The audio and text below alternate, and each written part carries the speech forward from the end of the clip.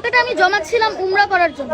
জি, কারণ ওই উমরা আল্লাহ যদি আমাকে তৌফিক দান করেন তাহলে আমি ইনশাল্লাহ আবার যেতে পারবো। কিন্তু ওই মানুষগুলার যদি একবার মৃত্যু হয়ে যায়, কে কে যাবে জান্নাতে, কে যাবে জাহান্নামে, কে হচ্ছে যে কবরে আযাব পাবে, কে শান্তি পাবে, তা তো কেউ বলতে পারে না। আর একটা মানুষের প্রাণ অনেক ভ্যালুয়েবল জিনিস, তার জীবনটা চলে গেলে হয়তো তার পরিবারটাও শেষ হয়ে যেতে পারে।